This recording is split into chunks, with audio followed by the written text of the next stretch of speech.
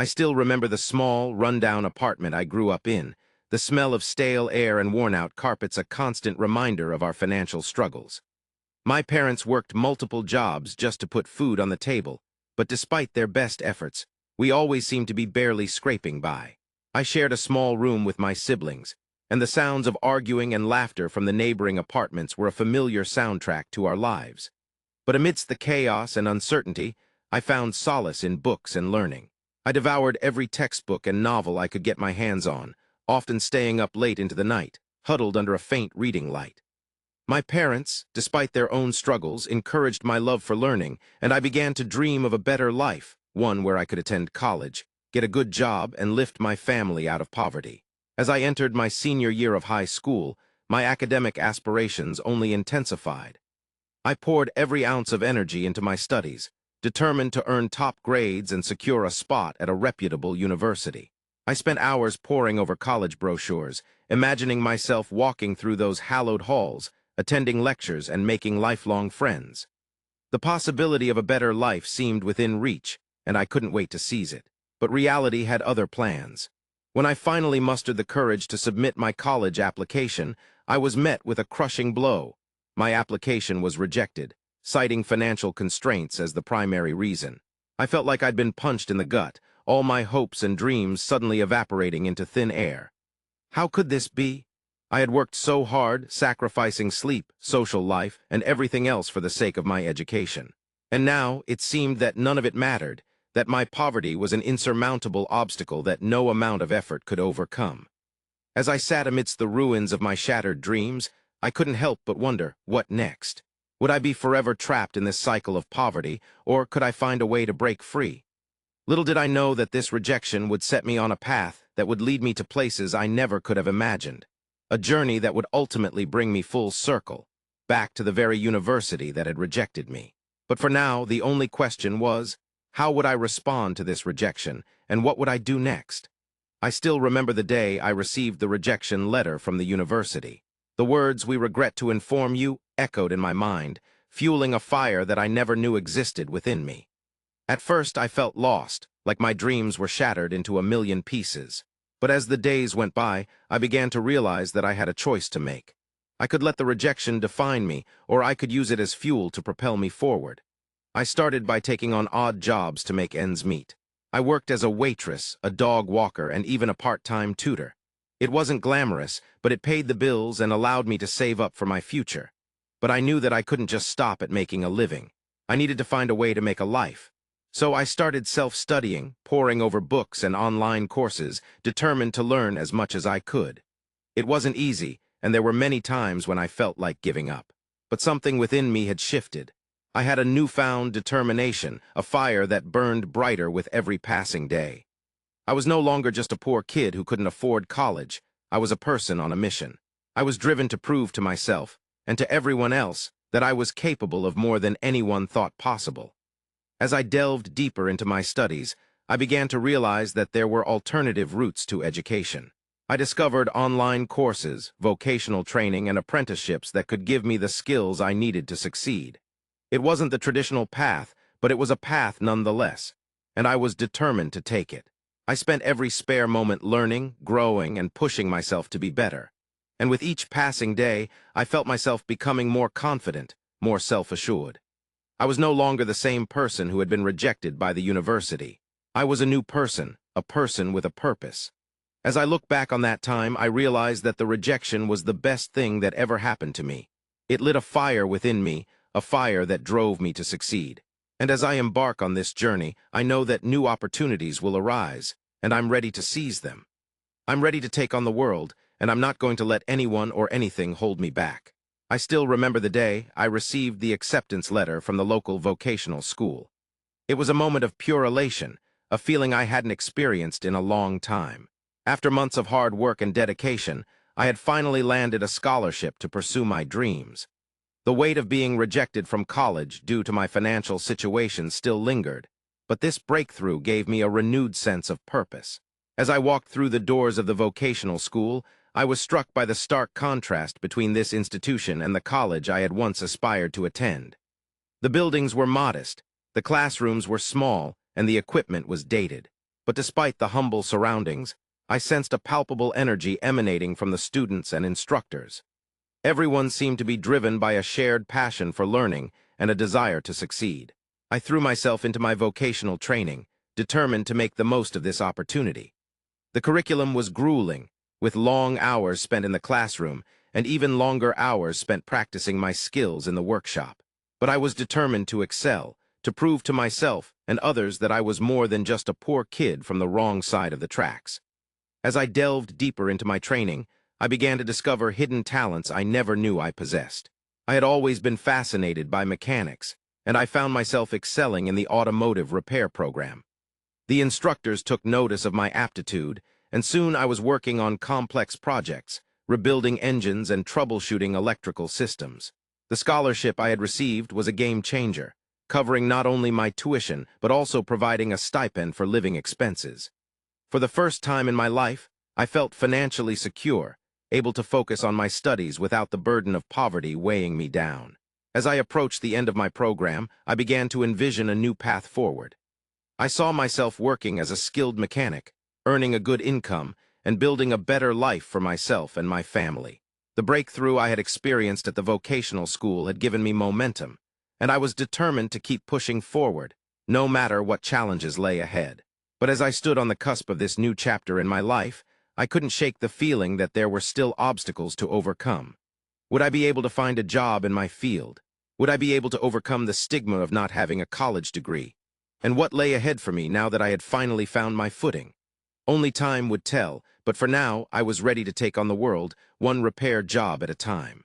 I still remember the countless nights I spent honing my craft, poring over books and tutorials, determined to make a name for myself in my chosen field.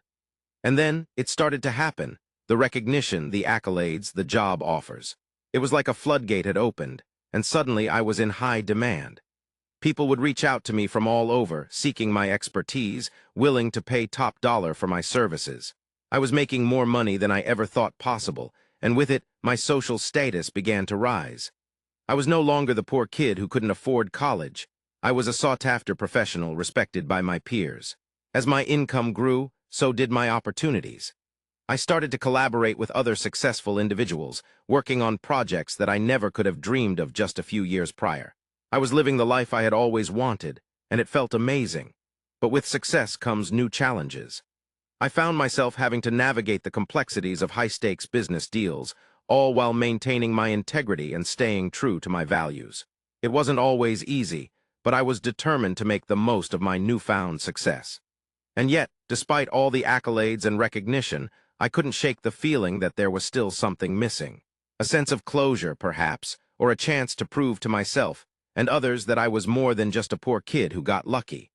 Little did I know that opportunity was just around the corner, waiting for me to seize it. As I looked out at the sprawling city below, I couldn't help but wonder what the future held. Would I continue to rise to new heights, or would I plateau and stagnate? Only time would tell, but for now, I was content to bask in the glow of my hard-won success. The question was, what would I do with it next? As I stepped out of my car and onto the university's campus, a wave of nostalgia washed over me. It had been years since I'd set foot on these grounds, and the memories of that fateful day still lingered. The day I was denied entry to this very institution, the day my dreams were shattered and my future seemed uncertain. But life had a way of coming full circle, and now I was back, not as a prospective student, but as a major donor. I took a deep breath, savoring the moment, as I made my way to the administration building. The sun cast a warm glow over the campus, illuminating the lush greenery and the bustling students rushing to their next class. It was a beautiful day, one that I would remember for a long time to come. As I entered the conference room, a sea of expectant faces greeted me. The university's president, faculty members, and students all gathered around, their eyes filled with a mix of curiosity and gratitude. I took my place at the podium, adjusted the mic, and began to speak. Ladies and gentlemen, esteemed faculty and students, I am honored to be here today to announce a substantial donation to this university. A donation that I hope will make a tangible difference in the lives of students who, like me, have faced adversity and overcome incredible odds to pursue their dreams. The room erupted in applause, and I smiled, my eyes scanning the crowd. I saw a mix of reactions: gratitude, excitement, and even skepticism. Some wondered why I, a person who was once rejected by this very institution, would choose to give back so generously. The president of the university approached me, a broad smile on his face, and shook my hand. "We are eternally grateful for your generosity," he said, his voice filled with emotion. "Your donation will enable us to establish a new scholarship program, one that will provide opportunities for students from underprivileged backgrounds to pursue their dreams, just as you have done." I nodded, my heart swelling with pride. This was more than just a donation. It was a way for me to pay it forward, to give back to the community that had once rejected me. It was a message to all those who had doubted me, who had told me I wasn't good enough.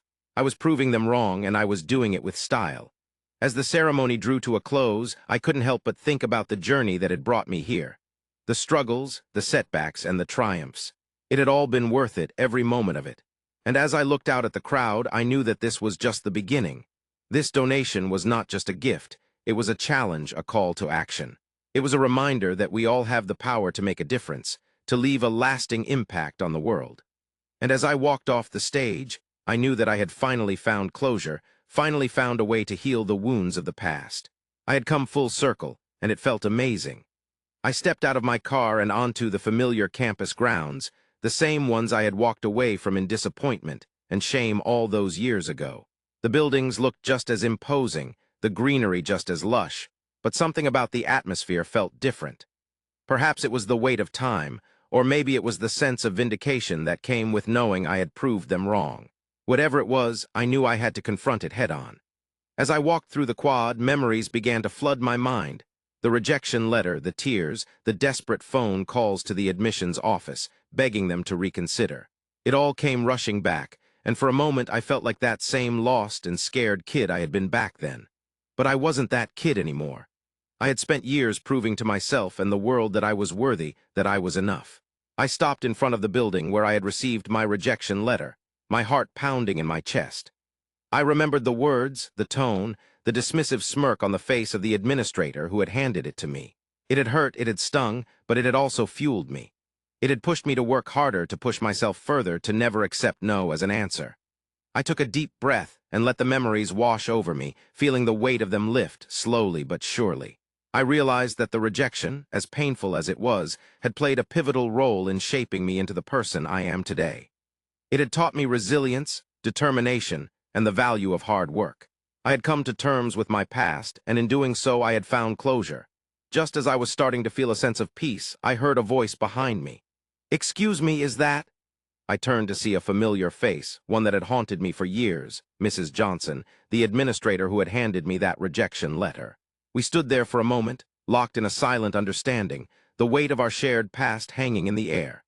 She looked older, wearier, but her eyes still held the same spark of curiosity. "Hello, Mrs. Johnson," I said, my voice even calm. "It's been a long time." She smiled hesitantly, and we stood there for a moment awkwardly before she spoke up. "I'm so glad to see you've done well for yourself. We were wrong to doubt you." I nodded, feeling a lump form in my throat. "You were," I said, my voice barely above a whisper. "But you also taught me something valuable, that sometimes it takes a no to make you fight harder for the yesies in life." We stood there for a moment longer, the air thick with unspoken words, before I nodded and turned to leave. "Thank you, Mrs. Johnson," I said over my shoulder. "Thank you for the lesson." As I walked away, I felt a sense of lightness, a sense of closure that I had never thought possible. I knew that this was just the beginning of a new chapter in my life, one where I got to write my own script, my own story. The question was, what would I do with it? I stepped up to the podium, surveying the sea of young faces before me. It was surreal to think that I, once a rejected applicant, was now standing here as a donor, about to share my story with the next generation of students. I took a deep breath and began. "My journey to success was not a straight line," I said, my voice carrying across the auditorium. "It was a winding path filled with obstacles and setbacks. But I learned that it's not about being knocked down, it's about getting back up and trying again." As I shared my experiences, I could see the students' eyes lighting up with curiosity and inspiration. I spoke of the struggles I faced, of the doubts that crept in, and of the perseverance that carried me through. My message was simple yet profound. No matter what life throws at you, never give up on your dreams.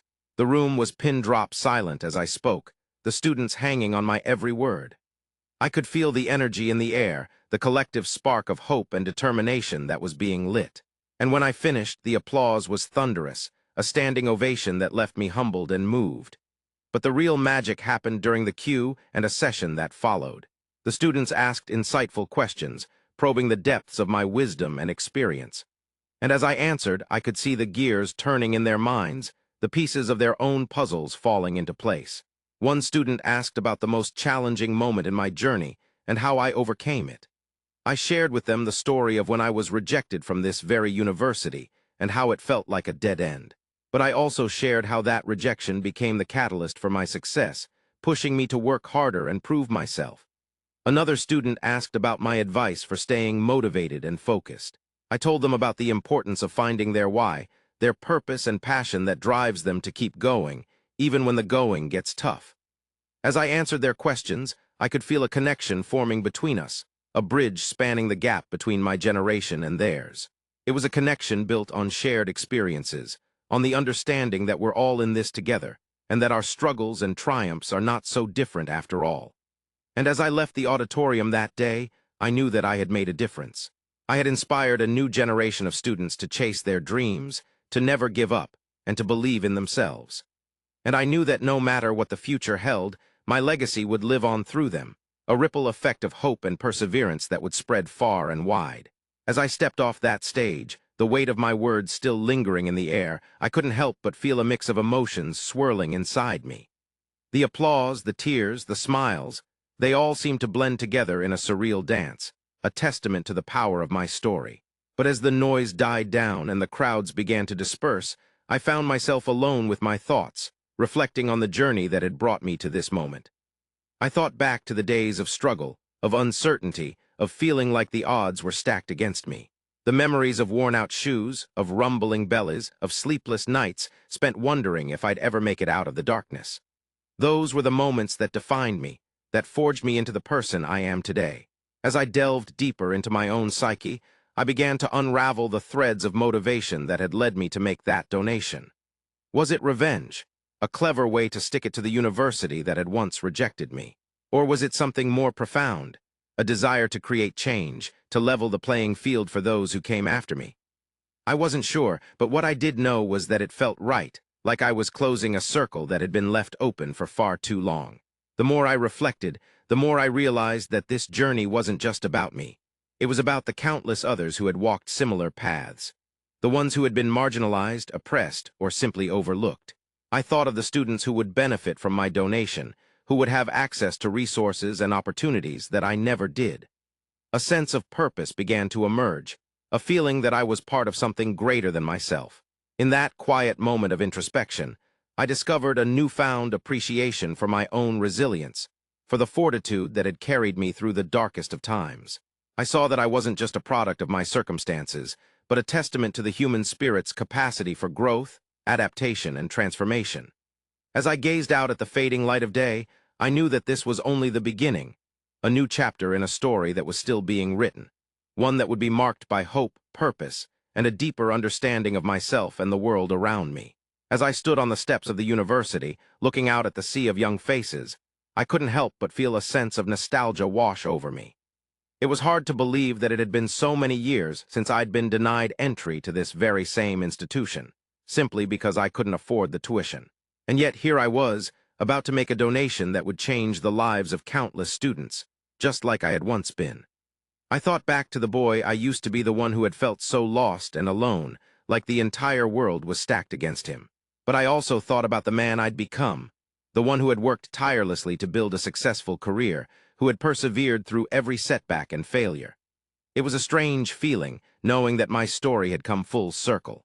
I thought about all the twists and turns my life had taken, about the people who had helped shape me into the person I was today. I thought about the struggles I'd faced and the triumphs I'd achieved. And through it all, I realized that my narrative was one of redemption, of taking the hand I'd been dealt and turning it into something beautiful. As I looked out at the students gathered before me, I knew that my story was far from over. In fact, it was only just beginning. Because even though my time on this earth would eventually come to an end, the impact of my donation would live on, rippling forward for generations to come. I took a deep breath, feeling the weight of my words as I prepared to share a final message with the audience. "The circle of life is a mysterious thing," I began, my voice filled with emotion. "Sometimes it takes us on a journey that feels full of pain and heartache, but if we're lucky, it also takes us on a journey of redemption, a journey that reminds us of the power of perseverance, of kindness, and of compassion." I paused, my eyes scanning the crowd. I know that my story may be unique, but I also know that it's not the only one of its kind. There are countless people out there who have faced their own struggles, their own hardships. And to those people, I want to say this: never give up, never lose faith in yourself or in the world around you, because even in the darkest of times, there is always hope, always a way forward. As I finished speaking, a sense of peace washed over me.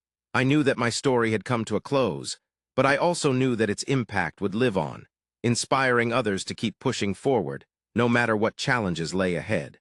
And in that moment, I knew that I had truly found closure, that my journey had come full circle, and that I was at peace. As I stood on the steps of the university, I couldn't help but think of how far I'd come. From the poor kid who was denied entry to this very institution, to the successful entrepreneur who was now giving back in ways I never thought possible. My donation was more than just a check. It was a symbol of hope and opportunity for countless students who came from backgrounds similar to mine. I thought of all the students who would benefit from the new scholarships, programs, and facilities that my donation would make possible. I imagined the bright futures ahead of them, the doors that would open, and the dreams that would be realized. The university's future looked bright, with new opportunities arising from my donation like ripples on a pond. My story was one of perseverance, of never giving up even when the odds seemed insurmountable. It was a testament to the power of resilience, determination, and hard work. But it was also a reminder that success is not just about achieving our goals, but about using our talents and resources to make a positive impact on the world around us. As I looked out at the sea of faces before me, I knew that my legacy was not just about me, but about the countless lives that had been touched by my story. The students, the teachers, the staff, everyone who had been a part of my journey was now part of something much bigger than themselves. My philanthropic spirit had sparked a chain reaction of giving and kindness that would continue to spread long after I was gone. The thought filled me with a sense of pride and purpose. I knew that my story would live on, inspiring generations to come. And as I walked away from the university, I knew that I had left behind something truly special, a legacy that would continue to touch hearts and minds for years to come. I smiled to myself, feeling a sense of contentment wash over me.